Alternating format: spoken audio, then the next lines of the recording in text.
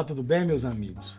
Hoje nós temos a honra de receber aqui um dos grandes advogados de Goiás, uma pessoa conhecida no cenário nacional e que eu tenho o prazer de dizer que é meu amigo pessoal. A gente quer trocar algumas ideias aqui no Galicanto, Miguel, e dizer, primeiro que esse cenário aqui ele não é para ver, é para comer. Então vamos começar brindando. Vamos começar. E nós estamos tomando aqui hoje um vinho italiano primitivo de Manduria, né? 1947. Espero que goste. E vamos batendo papo.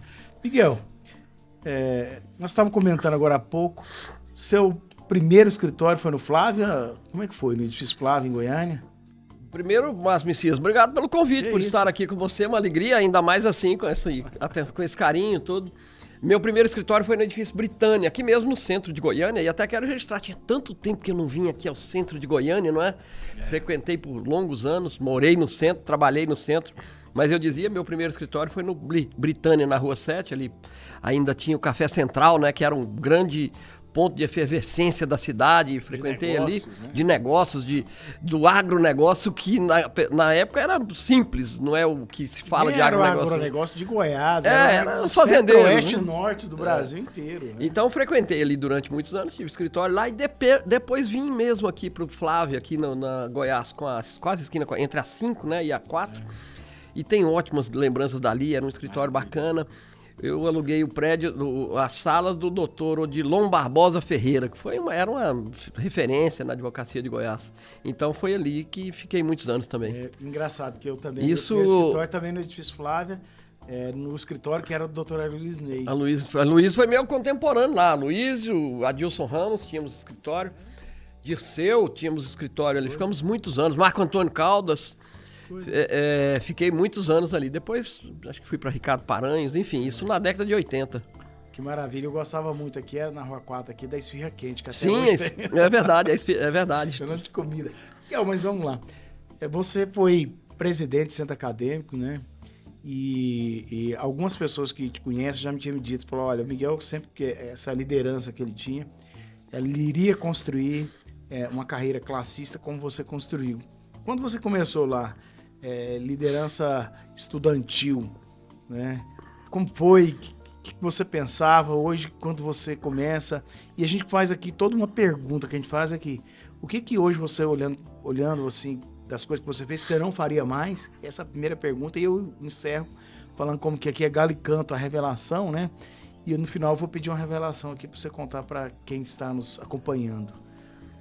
Como foi esse início lá e que você pensou? Primeiro dia, Márcio, de faculdade, na vetusta Faculdade de Direito da Universidade Federal de Goiás, entra um grupo me lembro até de nome dos colegas, são meus amigos, entra o grupo que administrava a época em 1982, meu primeiro ano de faculdade, entra o grupo do Centro Acadêmico 11 de Maio para um aviso, para aquela política natural, numa visita inicial à minha turma, né, de calouros, João Rezende, Aguimar Jesuíno, você conhece a ambos, não é? Gilmar, se não me engano, Gilmar Mota, enfim. Entraram na sala para um aviso e eu ali, já inquieto, como sempre fui, já dei um palpite na comunicação que eles fizeram e aquilo me levou para o centro acadêmico. Nós fundamos, informalmente, claro, na perspectiva de estudante, né? Um grupo que tem até uma placa de bronze lá na universidade, foi inaugurada, se não me trai a memória, em 1984, chama a Turma da Paioça. Era um grupo de amigos que se reuniam com frequência para tomar cerveja, falar bem de nós e falar da vida. E mal dos outros? Eventualmente sim, com certeza. Um tempo difícil, o Brasil estava terminando ali, não é? O período de ditadura militar. Mas falar bem é bom, mas falar mal eu acho que é melhor. Claro, numa roda de cerveja, né? Então, a partir dali eu me envolvi com o centro acadêmico. Entrei na primeira eleição, já fui diretor tesoureiro, se não me engano. E logo depois fui presidente do centro acadêmico. Sempre gostei muito de me envolver, quando ainda na juventude, na escola, no Colégio Carlos Chagas, que era da minha família, era do meu irmão. Eu trabalhava lá, comecei como balconista da cantina, fui bedel, tive várias funções. O Carlos Chagas foi o maior, assim... Foi o maior colégio. Primeiro, segundo grau. Seguramente. O Carlos Chagas chegou a ter 13 mil alunos naquela época. É uma coisa impensável. Hoje em dia é impensável. Mais que faculdades. Muito mais do que já chegou a ter a Universidade Católica, né? Ou a Federal, talvez não com a Federal. Mas eu sempre gostei muito de participar e me envolvi com a política classista. E desde então, como eu disse, do primeiro dia até quando saí da faculdade, estive ligado à política classista, ao Centro Acadêmico 11 de Maio. Tem ótimas lembranças desse tempo, não é? Alguma coisa assim que você fala, hoje em dia eu não faria isso. Eu fiz. Você sabe que eu tenho uma memória, graças a Deus, não sei se é bom ou ruim, eu tenho uma memória seletiva, sabe, Márcio? Muito seletiva. Os fatos, os erros, e claro, cometi muitos na minha vida, os erros que cometi, as faltas, as omissões, eu procuro deixar. Tomei como aprendizado e vou esquecendo, sabe? Eu não gosto de lembrar do que eu não teria feito. Claro, tem muita coisa na minha vida profissional mesmo. Você falar, alguma causa você não assumiria hoje? Sim, né? Assumi, por exemplo, na advocacia, uma causa polêmica, aquela questão do Parque Oeste. Eu que conduzia aquela desocupação. Será que hoje eu faria aquilo? Não sei, né? Para ficar numa referência conhecida. Mas na minha vida institucional e a partir dessa matriz, vamos dizer assim, a política estudantil, a partir desse movimento estudantil, e me aproximei muito da OAB naquela época, que era conduzida por Olavo Bercó, um amigo queridíssimo, de quem eu tenho saudades até hoje, Francisco Moreira Camasso, né? Que morreu quando era diretor da escola, junto comigo, eu era diretor-geral e ele vice-diretor da escola, um advogado brilhante. Morreu durante o mandato de conselheiro da Ordem, você há de se lembrar? Sim. Né? Ali eu me aproximei da Ordem, de eventos, através do Centro Acadêmico, fui para lá. E eu tinha 3 objetivos na minha vida, naquela época. Eu falava assim, a primeira que eu ia fazer no vestibular era para engenharia civil. Eu gostava de matemática, estudava, dei até umas aulinhas de matemática básica lá no Carlos Chagas, substituindo professores como monitor, enfim. Eu falava que ia fazer engenharia civil.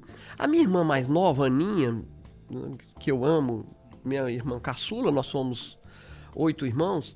Quando fomos fazer inscrição no vestibular, ela falou assim, você não vai fazer vestibular para engenharia, eu não vou deixar. Falei, como assim? É a minha opção. Não, você não tem nada a ver com engenharia. Você vai fazer vestibular para direito. Você gosta de ler, gosta de escrever, gosta de falar. Direito é o que te identifica. Pois aquilo me tocou e para fazer a inscrição do vestibular fomos juntos. Ela fez inscrição para medicina e eu fiz para direito. E estou nisso até hoje e efetivamente não me arrependo. E naquela época me envolvi com a faculdade, entre o Centro Acadêmico e a OAB. Aí eu falava assim, eu tenho 3 objetivos então. Eu queria ter o meu próprio escritório de advocacia, que eu pudesse capitanear, liderar e conduzir. Queria ser professor da Faculdade de Direito da Universidade Federal de Goiás e queria ser conselheiro da OAB. Eu não consegui ser professor da Universidade Federal. Tive uma experiência de 1 ano na Universidade Católica de Goiás, como professor de processo civil. Na Federal, esse sonho eu não realizei, mas já sublimei a ele. E consegui ser conselheiro da Ordem por alguns mandatos. Tive 7 mandatos na Ordem, inclusive de presidente e 2 vezes, e diretor do Conselho Federal, sendo o único advogado de Goiás que ocupou diretoria, inscrito em Goiás, porque o Reginaldo Castro, que foi presidente, é goiano, mas tem advocacia em Brasília, é radicado em Brasília. Até agora, o único aqui que foi diretor. Uma honra, então eu não lembro muita coisa que eu devesse não ter feito. Acho que... E com quem eu tenho me equivocado, errado, enfim, magoado nesse tempo, já deve ter já prescreveu e já me perdoou. Aqui nós estamos falando, às vezes, a futilidade, alguma coisa que lembrei, mas vamos pensando assim, seus filhos não quiseram, acho que só um que é advogado, né? Eu tenho 3 filhos, o Daniel, meu filho mais velho, é cineasta, trabalha com cinema, tem atividade intensa nisso. A minha filha do meio, a Sofia, ela fez direito, é advogada, né? Passou no exame de ordem, trabalhou comigo um tempo, mas em 2019 casou e mudou para Santos. E ela tinha uma vontade, ela fez direito por influência minha, mas ela tinha vontade mesmo de era design de joias. Hoje ela tem uma marca de joias, ela é design de joias e é empresária em São Paulo. Mora em Santos. Chama Lípia. é uma marca muito qualificada, sabe? Muito qualificada. É dela, ela é design e dona da empresa, então ela hoje... Aí você trouxe a Simone, né? Pois é, exato, a Simone, inclusive é uma das, vamos dizer assim, que expõe. E a Vitória, a caçula, ela fez relações internacionais e se especializou em Big Data, Big Data, né? E hoje mora na Dinamarca, é diretora de uma empresa na Dinamarca. Legal, Miguel, como que foi você era diretor... diretor da ESA, conselheiro e diretor da ESA, né? Salvo engano, em 2001, né? E o candidato seria o Thales Jaime para presidente. Aí, de repente, você virou o candidato a presidente. O Thales parece que saiu, teve um estresse emocional, que é a coisa que é normal para todo mundo. Como foi aquilo, né? Eu assumi a direção geral da escola. Foi até um debate interessante, voltando um pouco à fita, Márcio. Um debate interessante. Mandato do Felicício de 2000. A escola não tinha um endereço, não tinha um espaço físico, fazia eventos esporádicos no auditório da própria ordem, auditórios alugados. Quando estava vago o cargo de diretor da escola, eu falei assim, eu quero ser diretor da escola, Felicíssimo. Eu era conselheiro com ele. Alguém no conselho falou assim, mas escuta, você não é professor, por que você vai se meter nisso? Que conversa mais atrapalhada é essa? Eu disse, não, eu não vou lá para ser professor. Até porque eu não sei ser. Eu sou tímido com o microfone, pode não parecer, mas eu sou tímido com ele. Com o público, embora goste de enfrentar públicos, e já enfrentei muitos públicos grandes, enfrentei no bom sentido, claro. Mas eu, então, assumi esse desafio. O Felicício confiou em mim e a gente idealizou a ideia foi muito interessante, vou te responder depois, mas a escola naquele endereço, sabe como é que surgiu a ideia da escola onde ela tem o espaço ali no centro de serviço? Felicíssimo, diga-se passagem. Um belo espaço e agora modernizado, inclusive, bem localizado, com estacionamento, né? Mas quando Eli Alves Forte era presidente da ordem, ele comprou aquela área para fazer um estacionamento para a advocacia. Lamentavelmente, ele faleceu num acidente de trânsito, exatamente no meio do mandato, você sabe, né? Você acompanhou isso. Foi concluído pelo Felicíssimo. O Felicíssimo, arrojado como ele queria fazer algo simples, o Felicíssimo, arrojado como falou, não, vamos fazer mais do que isso, vamos fazer ali uma biblioteca, fazer um centro de serviços, que é como se chama aquela unidade. E um dia, numa roda de boteco, tomando cerveja, a gente fazia isso e fazemos ainda, hoje com menos frequência, mas éramos jovens, fazíamos isso. Falei, Feliz, vamos fazer nesse espaço a escola de advocacia. Felicíssimo pôs a mão na cabeça e falou, Miguel, mas não tem jeito mais, o projeto já está aprovado, o projeto já está pronto. Por que você não me falou isso antes? Eu falei, porque a ideia me surgiu agora, nesse copo de cerveja. Na época a gente tomava Brahma. Tomamos até hoje. E aquilo intrigou o Felicíssimo. Ele falou, mas aí o Felicíssimo, no dia seguinte, me chama no escritório, ele chamou o arquiteto responsável pela obra. O arquiteto falou, não dá mais, tem jeito e tal. Eu falei, mas me deixa conversar com um arquiteto que é meu amigo, para ele nos ajudar. E trouxe esse arquiteto. Eu falei, deixa eu estudar. Um dia me liga o Felicíssimo. E não tinha essa comunicação fácil que tem hoje. Celular, me liga no telefone fixo. Miguel, vem no meu escritório que eu preciso falar com você sobre aquela ideia maluca sua. Pois não, cheguei lá exultante. O cara conseguiu, o Walter conseguiu inserir o terceiro piso para fazer a escola. É onde está a ESA hoje. E então isso eu acho que é um legado interessante. Surgiu a ideia de uma mesa de bar, exatamente assim. Estávamos eu Felicíssimo, se não me engano, com certeza estava Marco Antônio Caldas e, se não me engano, João Bezerra Cavalcante.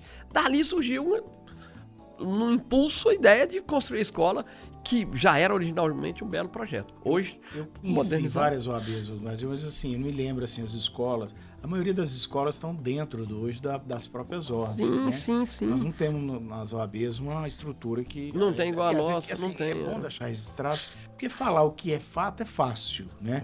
Falar que o Felicíssimo, com certeza, como edificante, como consultor, e arrojado como foi o maior presidente da ordem, ninguém pode negar, né? Não pode negar, tá claro, aí. O centro de serviços, a sede da ordem na avenida, né, no setor marista, e é um assunto interessantíssimo também. Mas aí fiquei dirigindo a escola durante alguns anos.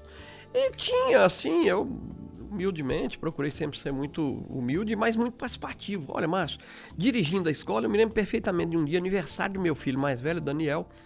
uma festa em casa, com sua família, e tinha um evento, e me lembro perfeitamente, tinha um evento com Sérgio Bermudes na escola.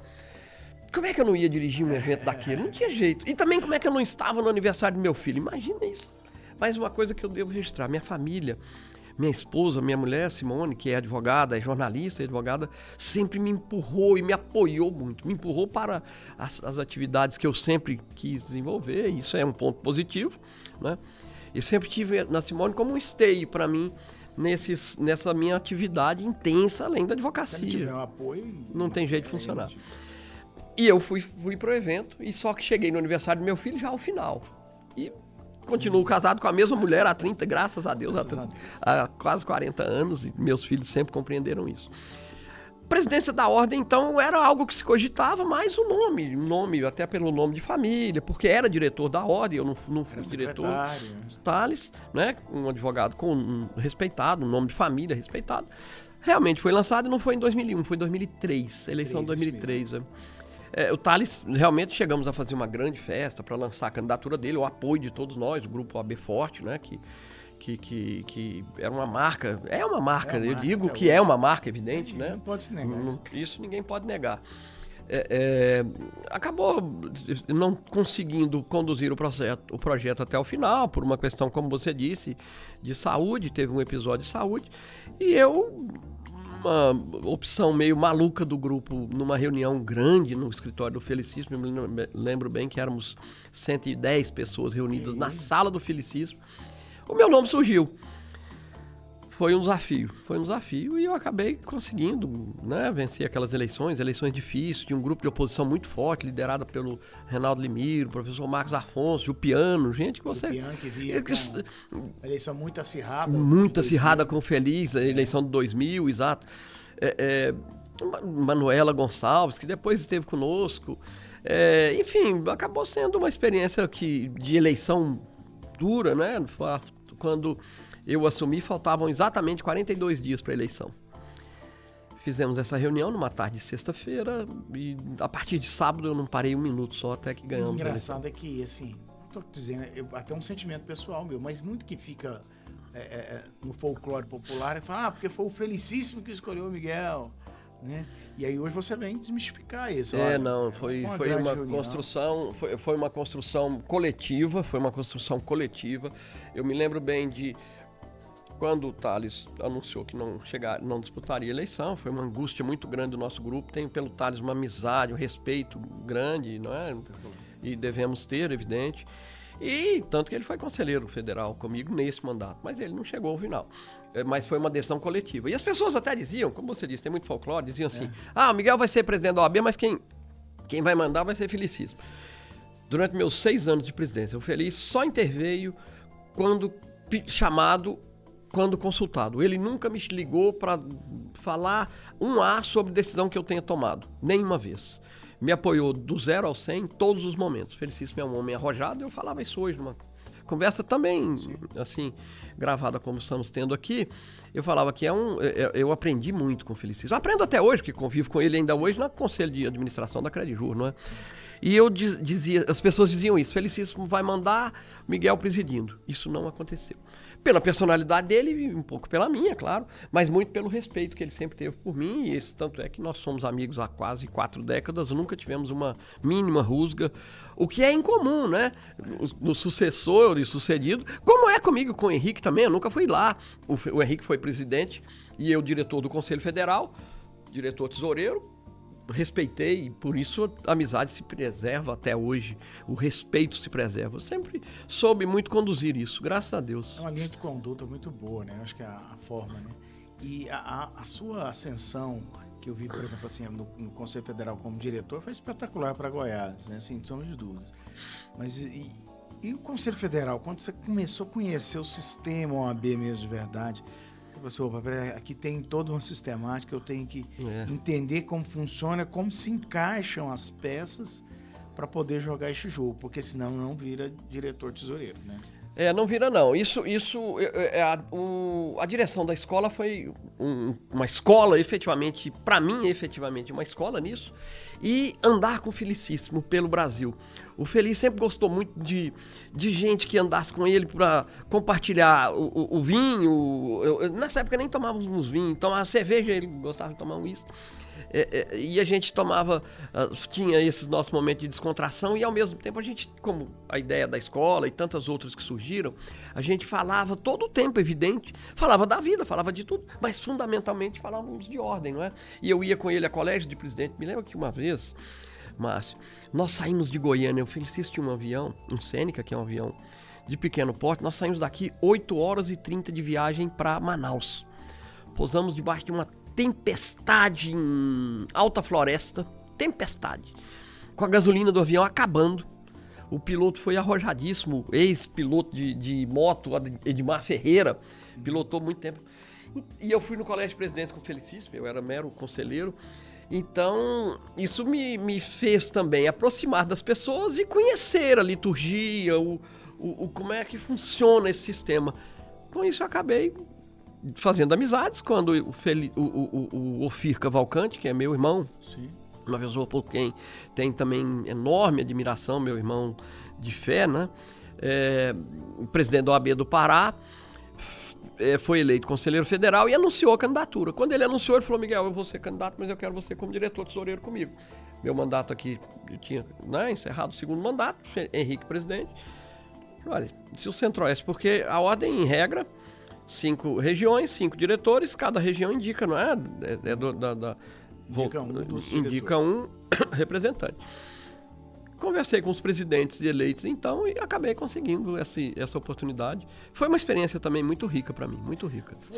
Eu conheci, só lamento dizer que eu só não conheci Roraima, o único estado da federação onde eu não fui nesses anos todos de ordem. Além do STJD, também viajei muito por ele e ainda faço isso. Mas fundamentalmente pela ordem, conheci o Brasil inteiro. E amigos no Brasil inteiro. Que hoje Roraima, né, tem lá um conselheiro federal, que é o Tadeuzinho. Meu grande amigo, Tadeu Jaime, adoro o Tadeu, meu grande amigo, é representante de Goiás no Conselho Federal via Roraima. Temos 7 conselheiros. Sim, 7 conselheiros. Mas, Miguel, e naquela eleição, na eleição do Marcos Vinícius, de 2015, eu fiquei com a impressão que o candidato que deveria ter sido sucedido por Ofir seria você. Acho que era o Alberto que foi o candidato. Você acha que ficou assim aquele sentimento de que você poderia ter chegado se fosse você? Acho que não. Eu, em termos de ordem, eu só não fui presidente do Conselho Federal. Porque fui presidente da OAB de Goiás, sim, fui diretor tesoureiro, né? Sim. Eu me dou por satisfeito. Claro que não sou tolice dizer que não queria, que pudesse querer ter sido, sim, presidente. Mas aconteceu, o Marcos soube durante o nosso mandato articular bem. Marcos é um animal político de uma inteligência diferenciada, meu amigo. Marcos Vinícius, o Marcos é de uma inteligência diferenciada e ele soube construir. Então ele soube construir. E são assim as coisas, né? As coisas acontecem assim. Ele soube construir de uma forma mais eficaz, mais ativa do que o Alberto. Eu estive com o Alberto e depois eu e o Marcos não ficou nenhuma querela, nenhuma rusga na nossa relação. Sempre estivemos juntos. Mas eu me dou por satisfeito por ter chegado aonde cheguei. Não posso estar errado, mas você chegou a ter a oportunidade de estar com a chapa, continuar sendo diretor com o Marcos Vinícius. O Marcos me convidou. Se não me engano, ele te convidou. Eu não sei se foi o Marcos Vinícius que me disse isso no passado. O Marcos me convidou expressamente. Ele falou: Miguel, nós vamos quebrar um paradigma de repetir cargos, o que também não acontece em regra no Conselho Federal. Ele me convidou para ser diretor tesoureiro. Mas eu tinha muito como foco também, naquele momento, eu estava ali no meu 6º mandato na ordem. Eu já precisava, e vi que não era a minha oportunidade, eu acabei estando com o Alberto na eleição, não é? A gente sabia da dificuldade, sabia que o Marcos realmente tinha construído bem, e foi um grande presidente, foi, né, como eu disse, uma grande liderança, quando eu digo animal político, com absoluto respeito, sim. E é ainda hoje o grande líder da advocacia brasileira, sim. É ele, ninguém pode negar isso. O Sarmento, né? Mas ninguém pode negar isso. Claro que o Beto, sim, e o Sarmento, que tudo está a indicar que tem uma perspectiva de mandato futuro. Conhece a ordem. Mas eu me dou igual- por satisfeito. Eu acho que hoje o Sarmento, posso dizer assim, que ele conhece a ordem nos mínimos detalhes. Conhece, Eu estava conversando com uma amiga e falou, mãe, aqui no Conselho Federal, no mais de quase 2.000 nomes que passam pelas comissões, o Sarmento sabe de todos os nomes, de onde Verdade, veio, é verdade. que grupo que É, vem, é também por quê. um líder muito inteligente. Mas, então, eu não tenho o sentimento negativo nenhum quanto àquele momento, quanto ao fato de não ter sido, me dando por satisfeito. E ali eu já antevia que eu precisava voltar um pouco para advocacia, sabe? Para advocacia. É interessante que 2 amigos uma vez chegaram à ordem, de novo, me chamar para tomar uma cerveja no fim de tarde, né? Eu sempre trabalhei muito, até acho que pelo meu nome eu tenho que, pelo sobrenome, né? Cansado, eu tenho que mostrar mais. Sempre trabalho muito, mas gosto dos meus momentos de lazer. Então chegam 2 amigos, Márcio, e dizem assim para mim, vamos tomar uma cerveja, nós temos um assunto muito sério para falar com você. Me lembro bem, Henrique Tibúrcio e Reginaldo Martins.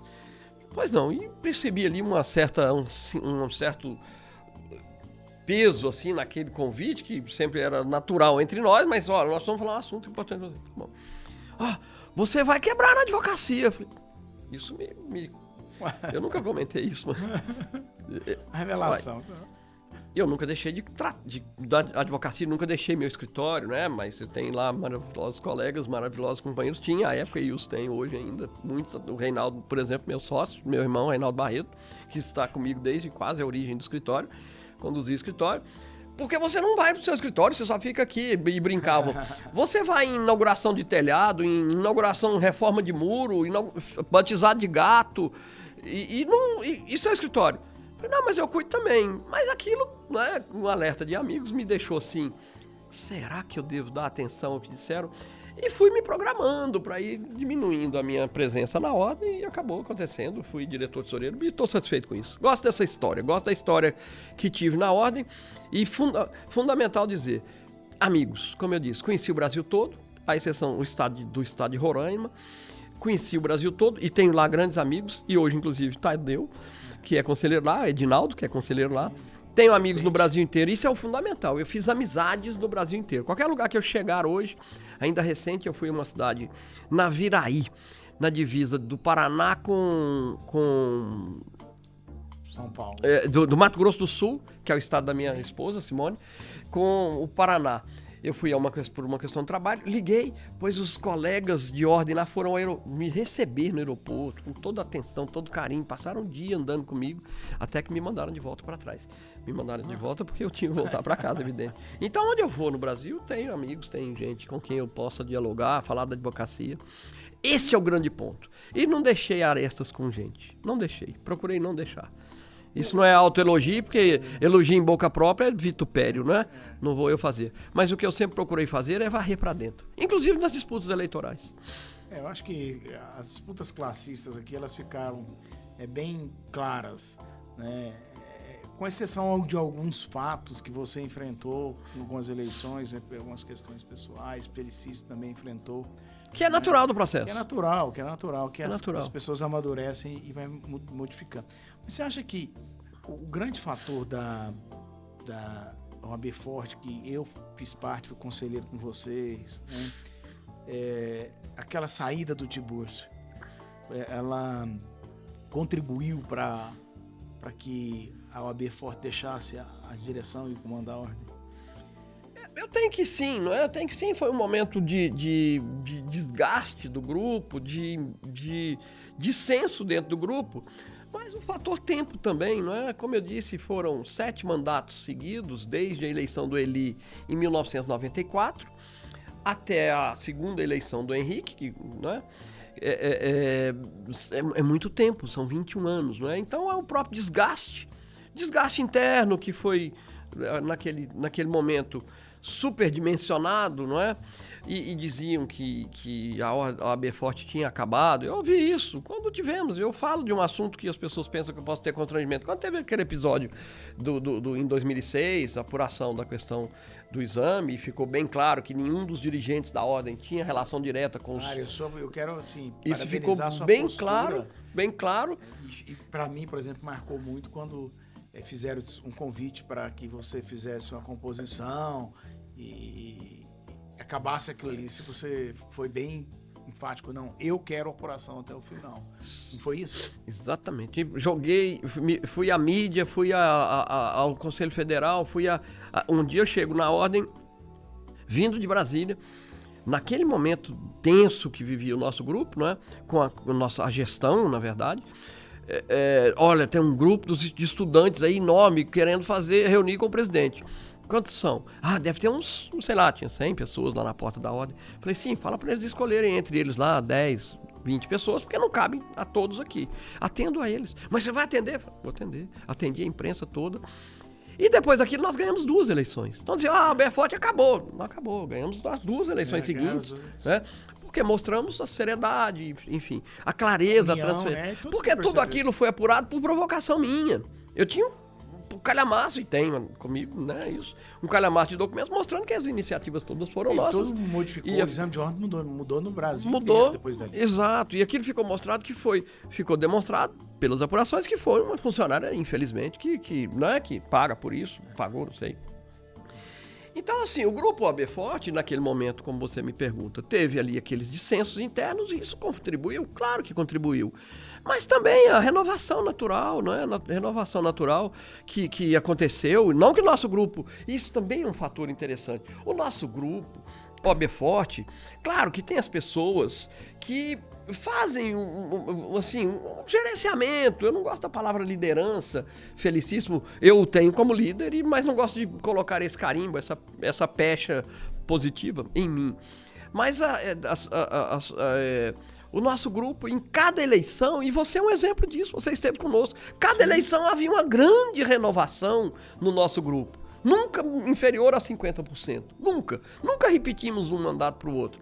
É que diziam, né? Porque como o Feliz teve os mandatos seguidos, e depois eu tive 2, depois o Henrique 2, diziam, o mesmo grupo. Nunca foi. E veja, na última eleição...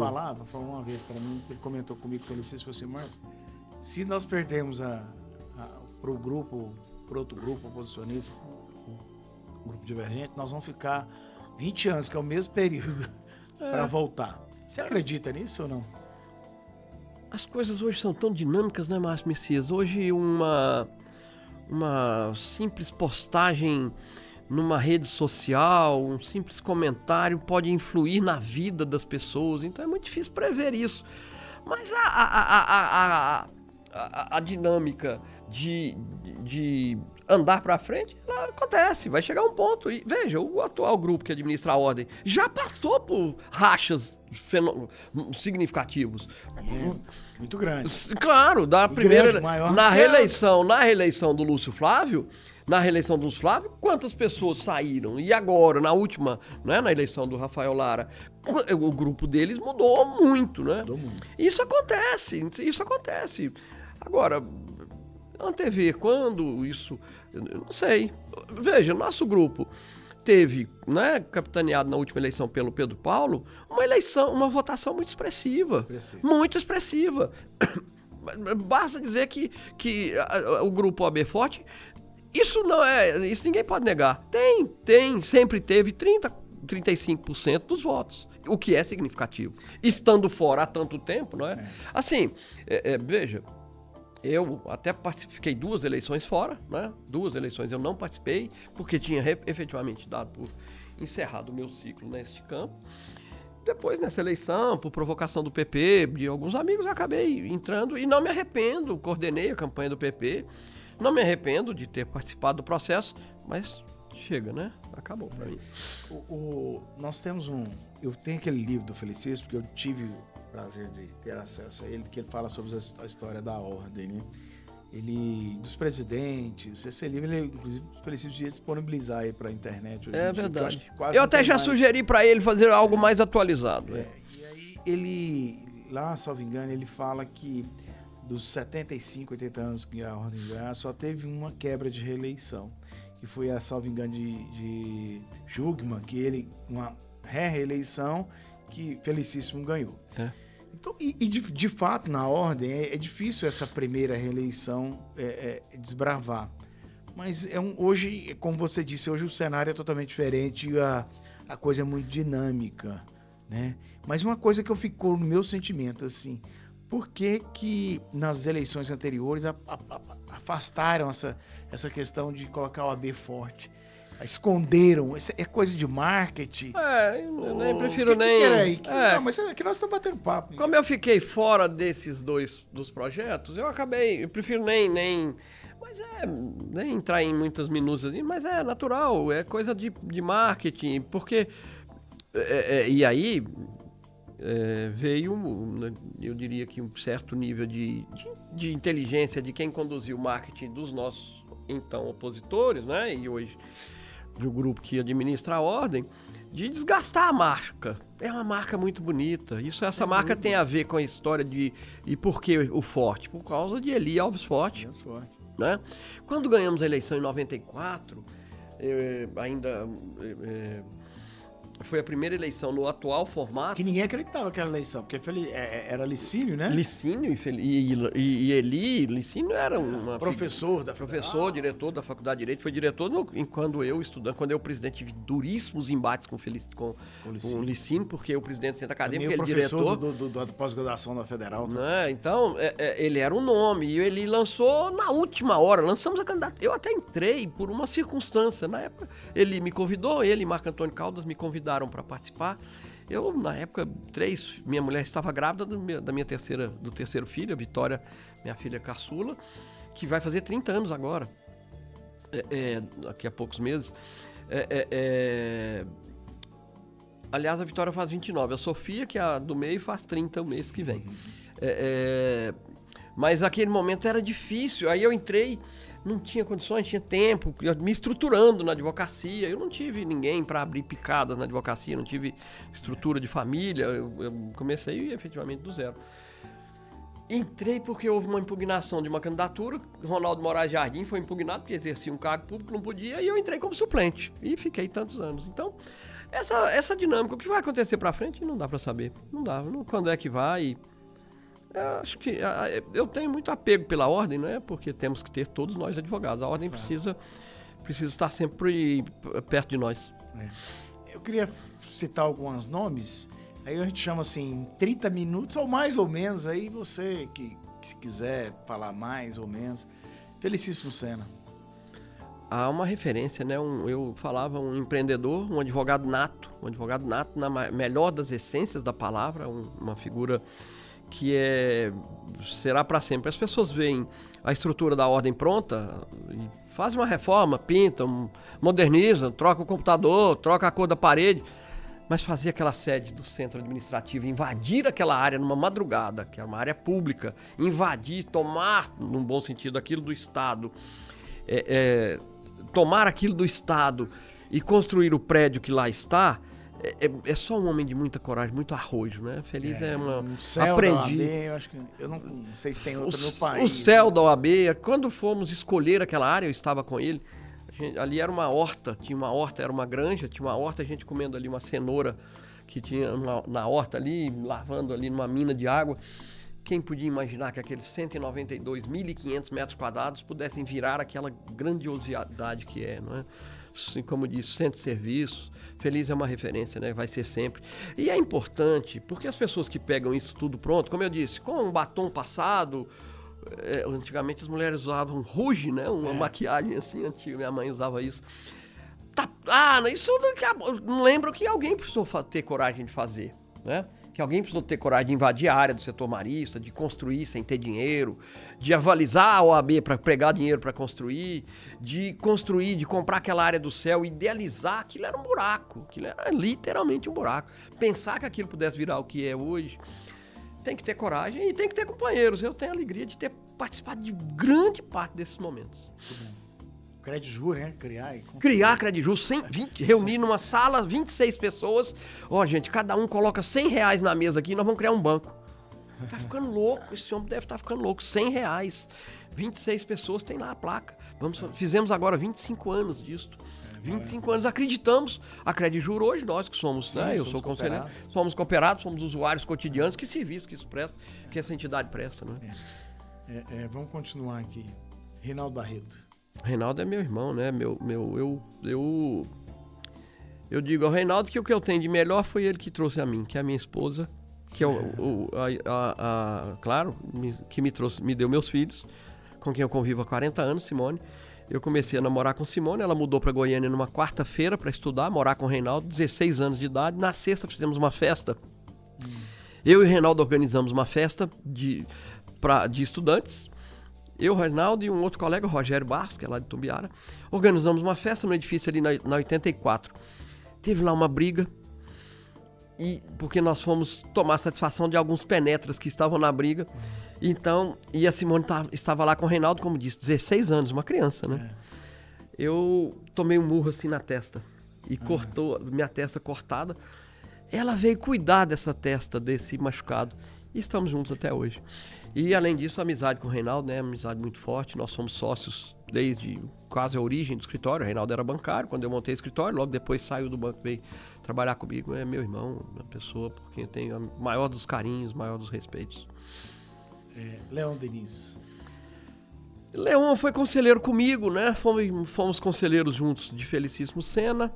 Depois o presidente da ordem, foi conselheiro comigo.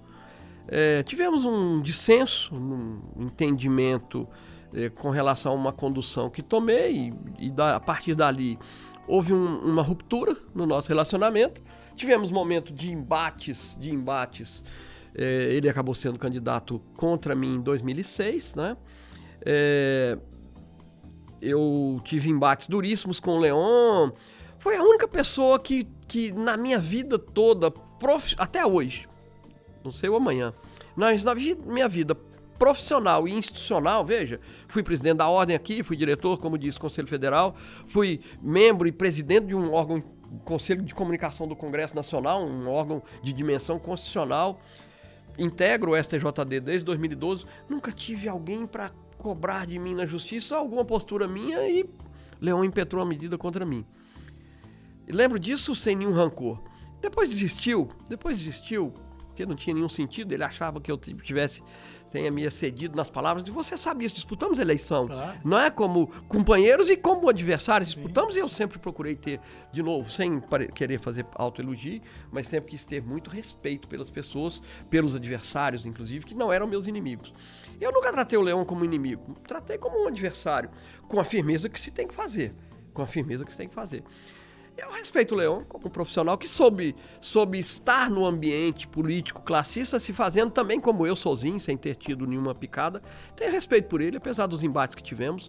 Não é capaz de reunir uma palavra de agressão, de ofensa que eu tenha desferido a ele. Nenhuma palavra. Tenho respeito pelo fato de ter conseguido chegar onde chegou na política classista.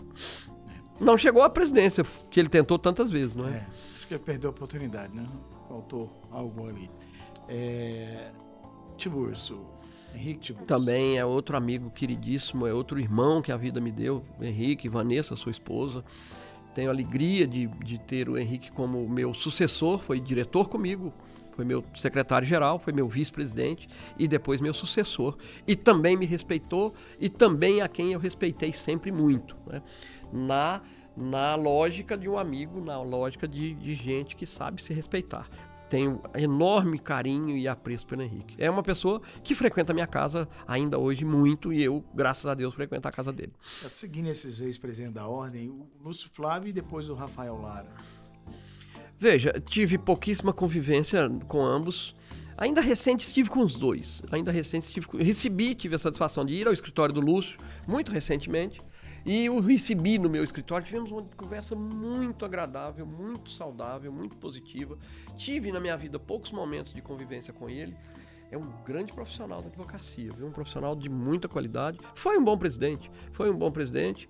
E acho que soube, apesar daquele momento, né, soube nos respeitar, a mim particularmente, né? Sempre me respeitou no sentido de gente, não é? De pessoa humana, não é? Nada, lógico, além disso, até porque não tinha jeito de ser diferente. Então tem por ele respeito, pelo Lúcio Flávio, muito respeito também.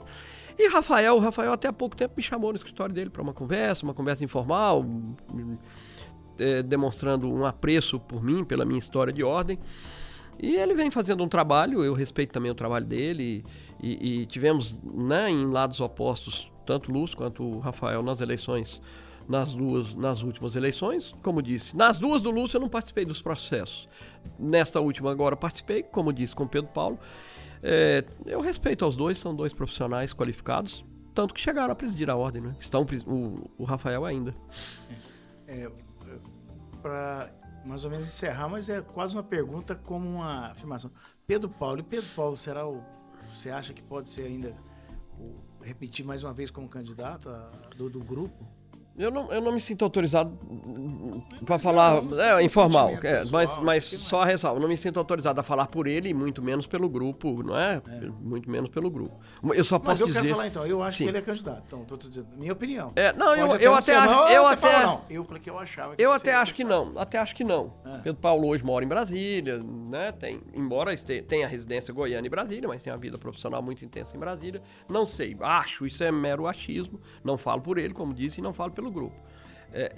Não sei o que será.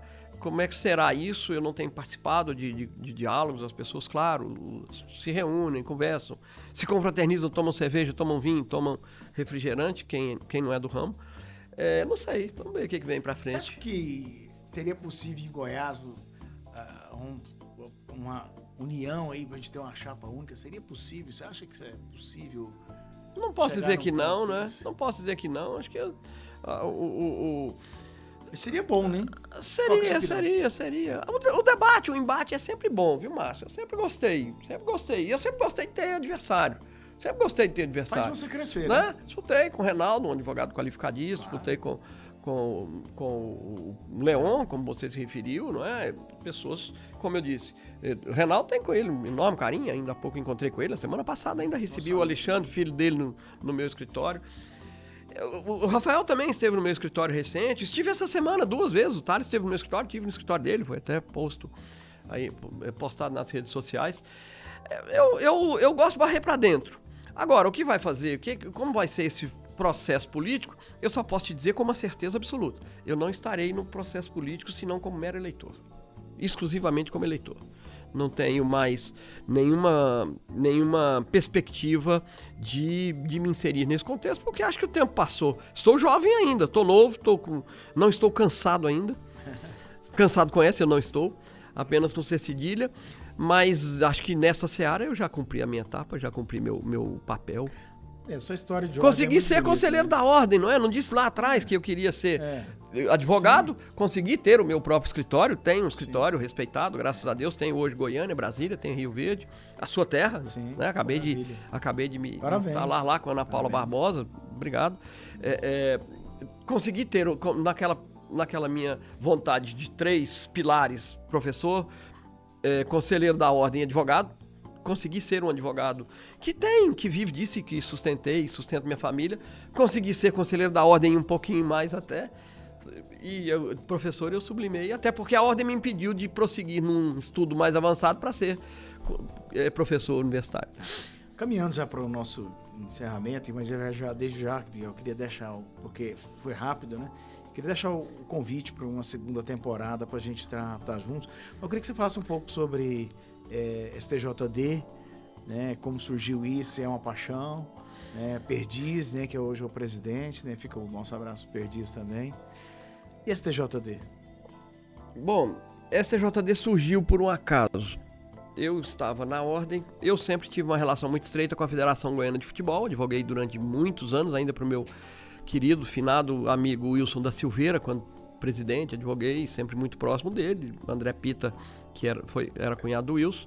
Me aproximei da federação, então sempre ali uma convivência intensa nessa seara e sempre muito próximo do Goiás Esporte Clube, que é o meu clube do coração, de que sou sócio titular. Eu estava com o Ofir falou, tem que indicar alguém para o conselho, para o STJD, para o pleno. Eu tenho vontade de ocupar. Ele falou, conversa com os colegas, conversa aí no conselho, conversa com a diretoria, se a turma te apoiar, você vai ser.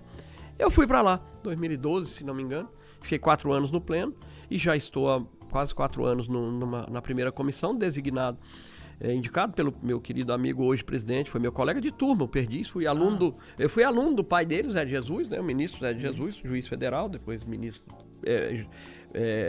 desembargador do TRF e depois ainda do TFR antigo. TFR antigo. E depois ministro. Perdiz foi meu colega de sala. E somos amigos. Eu entrei aqui hoje ainda no estúdio, conversando com ele ao telefone. A gente se fala quase todos os dias, porque o meu escritório com o dele em Brasília tem uma conexão muito intensa. De uma via de mão dupla, nós estamos sempre juntos, além da amizade que temos, amizade de família, inclusive, as esposas. E aí estou lá, as pessoas dizem, e qual é a remuneração? Eu disse que é maravilhosa. Mas paga bem, paga o dobro de zero. Então qual é a remuneração? É a alegria de fazer amigos, de fazer uma atividade útil, além da advocacia, não é? Eu estou lá, gosto muito, segunda-feira passada tive sessão, tenho na próxima, tem 4 segundas-feiras seguidas de sessão. É um ambiente muito interessante, é um ambiente muito rico de debates. Também ali faço amizades no Brasil inteiro. Gosto muito de lá, gosto muito dessa atividade. É a única atividade judicante da minha vida profissional, né? E alguma coisa, alguma revelação que você queria contar sobre o Conselho Federal, sobre colégio de presidentes, seja nas seccionais ou no Conselho Federal? Algum fato assim que fala, olha, que te marcou, olha, isso aqui... Para muitos pode não ter sido nada, mas para mim foi significativo. Você gostaria de deixar para nós? Eu vou voltar a um ponto que as pessoas podem pensar que seja incômodo para mim, mas naquele momento em que passamos por uma dificuldade naquela apuração do exame, você fala em colégio de presidentes, foi o apoio que tive da instituição, o apoio que tive do colégio de presidentes. Os momentos todos que vivi, eu era considerado no Colégio de Presidentes uma espécie de redator oficial das cartas, porque eu dava sempre muito pitaco, então brincavam sempre, fui presidente, sendo presidente do Conselho Federal, o César Brito e antes dele o Roberto Busato, que são 2 grandes amigos com quem eu tenho convivência até hoje, particularmente com o César, né? Sempre tive uma convivência muito boa, assim como eu disse que eu não tenho assim recordação do que eu pudesse não ter feito, do que eu possa ter me equivocado. São tantas as lembranças positivas, né? Essa estante dessa eu me lembro bem. A estante negativa, como eu disse, eu vou deletando. Eu também tenho essa facilidade de esquecer coisa ruim. Eu vou deletando fatos que não me trazem boas memórias. E dos que não me trazem boas memórias, eu procuro extrair o positivo. Então, na ordem, eu só tenho boas alegrias. E na minha atividade profissional, como eu disse, eu consegui construir uma estrutura em torno do meu escritório de trabalho. Meu escritório é um escritório que não é grande, é um escritório que não tem um volume. Já tive advocacia muito grande, já tive advocacia tivemos juntos, inclusive, né? De bancos, advocacia 50 funcionários. De volume, tive em Goiânia, tive uma época que Goiânia e Brasília era uma loucura. Eu quase não mexia com petição, era administrador, o que eu não gosto, né? Não é nem muito a minha... Embora tenha alguma vocação para isso, mas sempre gostei muito da advocacia mesmo. Então, tanto na vida profissional quanto na vida institucional, como eu disse, tive uma experiência riquíssima no Congresso Nacional, presidindo o Conselho de Comunicação, debatendo temas grandiosos da política de comunicação no Brasil, no Congresso Nacional, eleito, né, pelo Congresso Nacional. Tudo isso é muito positivo. Eu tenho orgulho de mim mesmo, do trabalho que tenho feito. Parabéns. E compartilho isso com os amigos, claro, com meus colegas de escola, de escritório, e sobretudo com a minha família, com a Simone, com o Daniel, meu filho mais velho, com a Sofia, com a Vitória, não é? Nós somos felizardos, você com a Simone e eu com a Cris. E você com a Cris. Eu compartilho muito com eles, hoje já agregando meu genro, Daniel Otero, e a Ludmila, meu neto, Gabriel, que é a joia, ainda daqui a pouco quero estar com eles. Então eu tenho só boas lembranças. Mas tem muita coisa a fazer ainda. Nós temos. Tenho ideias. Tanto que outro dia o Felicíssimo ainda falou assim: mas você vai abrir mais um escritório, você tá ficando maluco? Você já tem que ir para Brasília. E faço isso hoje. Vou a Brasília pelo menos uma vez por semana. Agora procuro ir a Rio Verde. Eu gosto muito do que faço. Isso é bom. Eu gosto muito do que eu faço. Miguel, assim, só antes de encerrar, faço essa pergunta. Tem algum arrependimento tal? Mas eu queria aqui fazer uma confidência com você, que eu tenho um arrependimento, pessoal. Em 2003, você me chamou para ser conselheiro seccional suplente, eu não aceitei. Às vezes influenciado por outras pessoas, sabe? Eu creio que era um caminho natural para seguir lá. E eu fiquei com essa, olha, poderia ter feito isso, né? Mas assim, e fiquei muito feliz, né, de ter tido a honra, porque quem conhece um pouco a minha história sabe que eu vim de Rio Verde, aí até alguns amigos, você veio, do Pitaceso, né? Ficou pegando no meu pé.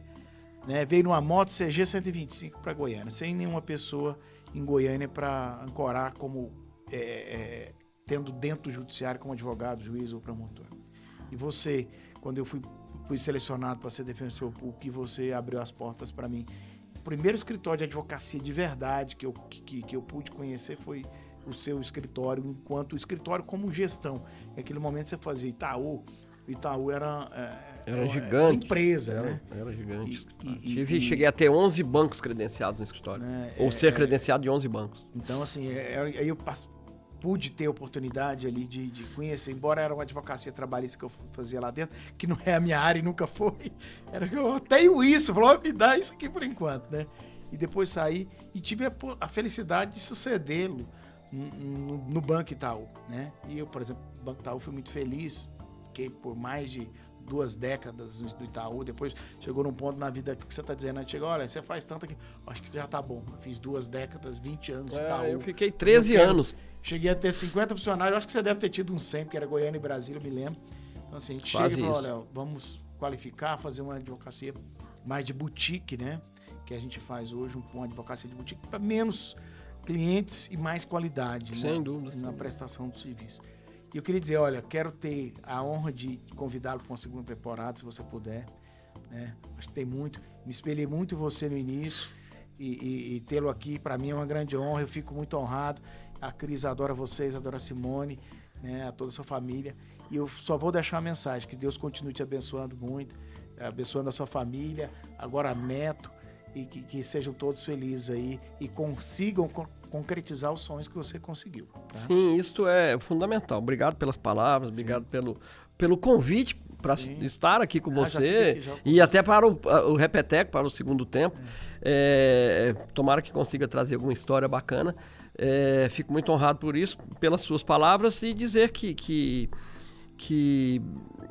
essa história na advocacia, a gente tem que ter humildade. Eu procurei sempre, como eu disse, ter humildade, chegar na ordem do porteiro, da cafeteira, da Lurdinha do café, o porteiro lá embaixo, até o diretor que estivesse comigo na sala, eu queria ter no mesmo nível de tratamento, de respeito, de sinergia, não é? De conexão. Isso eu acho que é positivo. Uma coisa que eu sinto muita saudade, Márcio, eu falo isso muito, falei isso essa semana ainda no fórum, é aquele tempo em que a gente podia conviver com advogado no fórum, no ambiente forense. Ou na fila do protocolo ou no balcão. No balcão, na fila, no cafezinho ali no Carlinho, né? Hoje não temos isso, disso eu sinto falta. Porque eu sempre gostei muito disso, aquela sala da OAB, olha como era rica aquela nossa convivência, não é? Na sala da OAB. E nesses momentos todos o que eu procurei? Sempre respeitar as pessoas, ter um ouvido, pelo menos, dos 2 ouvidos, para escutar as pessoas, as angústias das pessoas. Passar uma palavra de conforto ou de alegria, conforme seja a circunstância. Isso é positivo, eu gosto disso. Gosto da advocacia, gosto de falar, gosto de estar com as pessoas. E a advocacia, a OAB nos possibilitou isso, né? Você é feliz também por isso, como eu. Talvez você tivesse vindo conosco, você tivesse andado um pouco mais, realmente, naquele momento, não é? E veja, eu próprio fui conselheiro suplente.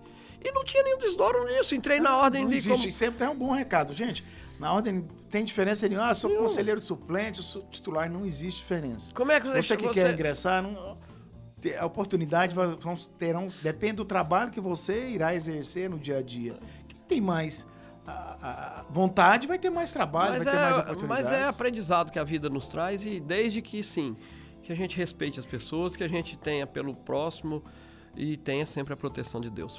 Obrigado. E só fazer uma revelação aqui também, que eu tive com o Lúcio já, e o Lúcio sempre elogiou muito também o trabalho que o Felicíssimo, a construção que o Felicíssimo fez ao longo dos anos, e as gestões que você teve na ordem. Então, assim, é bom dizer, porque era oposição, hoje é a situação e hoje é o inverso. Não existe isso. Hoje nós temos uma OAB, nós temos o sistema OAB, que todos entendem, compreendem o seu valor e que estão todo mundo lutando para que cada dia mais fique mais fortalecido. Acho que claro. Hoje eu tenho a impressão nítida, principalmente com o Rafael Lara, conversamos também sempre, quase que diariamente. Então, assim, eu tenho essa impressão E o Rafael tem muito para oferecer também, que será um grande líder também, como vocês foram. Sim, não tenho dúvida. Eu disse aqui, eu fui até agora dos advogados inscritos em Goiás, o primeiro e o único a ser diretor do Conselho Federal. Tomara que tenha outro logo. Tomara que tenha outro logo. Isso é ótimo. Essa pecha, eu falo não como cabotinice, de novo essa expressão, né? Não como vaidade tola, mas até para incentivar outros que persigam esse objetivo, porque isso faz crescer a advocacia de Goiás, não é? Não é? Obrigado. Irmão, olha, muito obrigado. Vou fazer um brinde final aqui. Obrigado. E vamos continuar. E fiquem todos convidados para continuar a assistir e replicar os episódios aqui do Galicando. Um abraço.